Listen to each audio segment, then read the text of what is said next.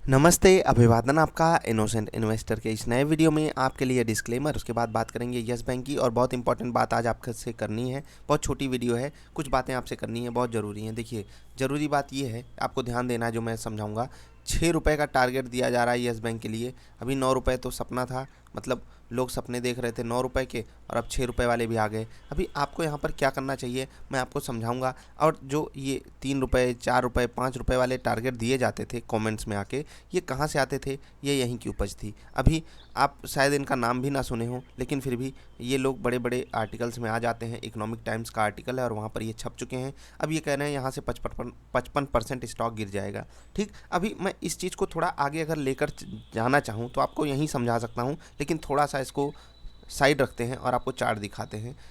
Chart पे अगर आप देखेंगे 3-4 दिन लगातार प्राइस गिरा हुआ है। आप इस चीज़ को इग्नोर भी अगर करना चाहो तो नहीं कर सकते हो। क्यों नहीं कर सकते हो? क्योंकि अच्छा रिजल्ट हम सब ने देखा कि यस बैंक ने एक अच्छा रिजल्ट दिया, गुड रिजल्ट दिया, लेकिन फिर भी ये प्राइस गिरा। हमने आपको समझाया था क्यों ये प्राइस गिरा, उसके लिए दूसरी वीडियो देखिएगा। अब प्राइस गिरा है तो क्या लोग माल उठा रहे हैं? उसके लिए आप एनएससी इंडिया की वेबसाइट पर आकर डिलीवरी डेटा अगर चेक करेंगे तो आप देखिए, जिस दिन प्राइस ट्रेड हुआ रिजल्ट आने के बाद 26 अक्टूबर 2020 को, आप डिलीवरी की संख्या देखिए, 7.5 करोड़, लगभग 7.25 करोड़ शेयर्स की डिलीवरी उठी।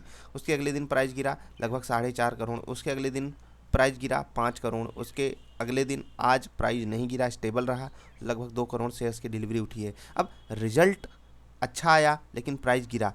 लेकिन अगर आप डिलीवरी के टर्म्स में देखेंगे तो यहाँ पर पॉजिटिव सिग्नल ही मिल रहा है। क्यों? क्योंकि जब भी किसी स्टॉक का प्राइस नीचे जाए और वो कैश का स्टॉक हो, ध्यान रखिएगा, कैश का स्टॉक हो, वेंडो का स्टॉक ना हो, और डिलीवरी की संख्या बढ़ जाए, इसका मतलब नीचे के लेवल पे लोगों को वो वैल्यूवाइंग लगती है। अब इस चीज़ को मैं आता हूँ, जो ये एनालिस्ट साहब कह रहे हैं कि 6 रुपये का टारगेट आ जाएगा, ऐसा हो जाएगा, वैसा हो जाएगा, उस चीज़ को मैं इग्नोर भी अगर करना चाहूँ, किस तरीके से कर सकता हूँ मैं आपको बताता हूँ। अभी एक और रेटिंग एजेंसी है एम की ग्लोबल, उन्होंने कितने रुपए का टारगेट दिया था? 9 रुपये का दिया था। अब उन्होंने 9 रुपये का दिया था, लेकिन उन्होंने कहा था कि जो अर्निंग एस्टिमेट है बैंक का वो बढ़ेगा। अभी वो यहाँ से 3 रुपये नीचे, और 3 रुपये एक बड़ी वैल्यू रखते हैं, इतना आपको पता होना चाहिए, क्योंकि स्टॉक की जो वैल्यू है वो अभी 12 रुपये पे है। ठीक, अब एक और बड़े सिक्योरिटी की मैं बात करना चाहूँगा, बड़े ब्रोकर की, आईसीआईसीआई सिक्योरिटीज़, नाम आपने सुना होगा, बहुत फेमस है ये। अब ये क्या कह रहे हैं? ये कह रहे हैं कि यस बैंक अगर 12 रुपये पे सर्वाइव करता है तो वो बेस्ट केस सिनारियो रहेगा। और यही चीज़ मैं आपसे कई दिन से कहता हुआ आ रहा हूँ।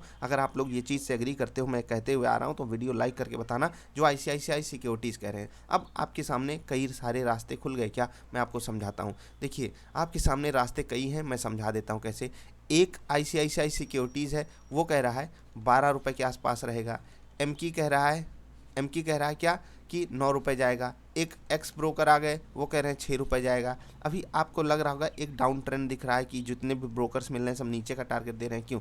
क्योंकि अभी जो सिचुएशन है वो क्लैरिटी वाली नहीं है। अभी आईसीआईसीआई सिक्योरिटीज़ इतना मतलब बियरिश नहीं है, लेकिन फिर भी वो 12 रुपये पे ही स्टेबिलिटी, मतलब अगर बैंक बना लेता है उसको बेस्ट मान रहे हैं। क्यों मान रहे हैं वो मैंने आपको एक्सप्लेन किया हुआ है। यस बैंक बिल भी या मल्टी बैगर वाली वीडियो देखेंगे, आपको सारी संभावनाएं समझ में आएंगी कि क्यों यस बैंक को यहाँ से आगे बढ़ने में तकलीफ होगी। अभी आपको बड़े बड़े टारगेट देने वाले बिल में घुसे हुए दिखाई देंगे, आप उनको इग्नोर कर सकते हो। और इग्नोर तो मैं किसको करने को बोल रहा हूँ ये भी आपको समझना होगा। किसको? चाहे 6 रुपये का टारगेट कोई दे, चाहे 9 दे, या कोई 12 दे, आपको सबको इग्नोर करना है। क्योंकि आप बताइए, अगर ये सब एक्सपर्ट हैं तो अलग अलग बातें क्यों कर रहे हैं? एक्सपर्ट को एक ही तरीके की बात करनी चाहिए ना, अगर वो बात सही है तो।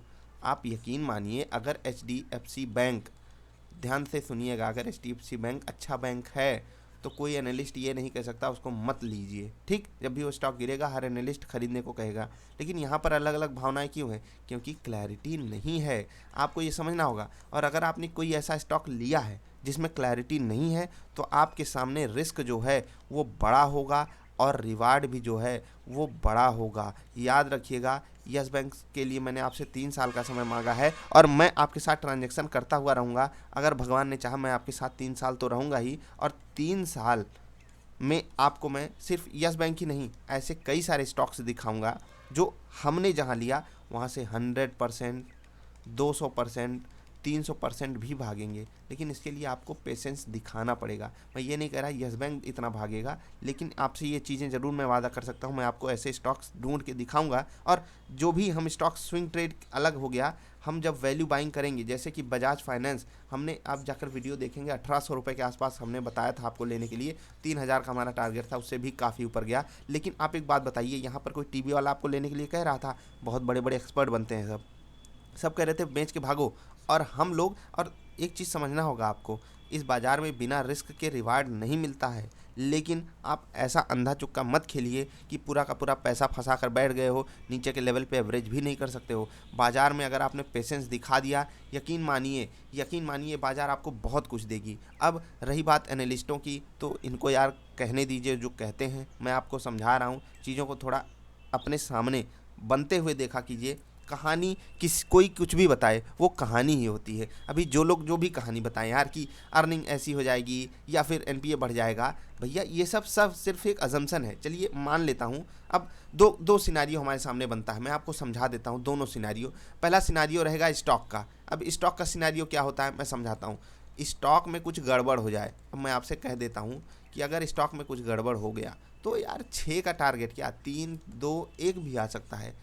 क्योंकि ये स्टॉक मार्केट है, इसलिए आपको 1 रुपये के लिए भी तो तैयार रहना चाहिए। क्यों? क्योंकि ये स्टॉक में फिर से कुछ गड़बड़ी आ गई तो हम सब कुछ नहीं कर सकते वहाँ। लेकिन अगर स्टॉक स्टेबल रहा तो स्टॉक प्राइस भी स्टेबल रहेगा, इतना मैं आपको गारंटी के साथ कह सकता हूँ।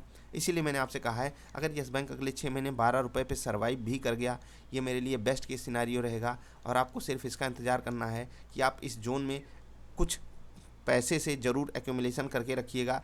एवरेज करने के लिए नीचे पैसा बचा कर रखना है, और याद रखना है कि अगर शॉर्ट टर्म में पैसा कमाना है तो ऐसे स्टॉक्स चूज करिए जो बढ़िया स्विंग मूव देते हैं। ऐसे स्टॉक्स मत चूज करिए जिनमें अभी क्लैरिटी नहीं है। कोई भी स्टॉक हो, मैं आपको रिकमेंड कर ही नहीं सकता हूँ।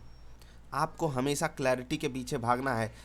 एचडीएफसी बैंक में क्लैरिटी है, इसलिए हर कोई इसे बाई करने को बोलता है। यस बैंक में क्लैरिटी अभी नहीं है, और क्यों नहीं है यार आपको समझना होगा। अभी हमारे सामने प्रॉफिट आ गया, आगे चल के पता चले कि 31 अगस्त वाली जो बात है, मतलब कि एनपीए नहीं घोषित करना है, वहाँ पर यस बैंक बढ़िया बड़ा डेंट पा गया, तो हम गलत साबित हो जाएंगे। क्योंकि यस बैंक के लिए इस समय के माहौल में, आज के माहौल में कोई भी छोटी सी भी गलती बहुत बड़ी साबित हो जाएगी। क्यों? क्योंकि इनके पास जो कैपिटल है वो बहुत ही सोच समझ के यूज करने वाला है। ये बिल्कुल भी अपने फंड्स के ऊपर अभी रिस्क नहीं ले सकते हैं। चलो यार, मैनेजमेंट जो है वो एक पॉजिटिव साइड है, मैनेजमेंट की कमेंट्री पॉजिटिव साइड है, रिजल्ट पॉजिटिव आना शुरू हुए हैं, इस चीज़ को हम थम्स अप देते हैं। लेकिन आपको याद रखना होगा, जब तक आप रिस्क नहीं लोगे तब तक आप फंड नहीं क्रिएट कर पाओगे, इस बाज़ार में वेल्थ नहीं क्रिएट कर पाओगे। इतना आपको बात माननी पड़ेगी।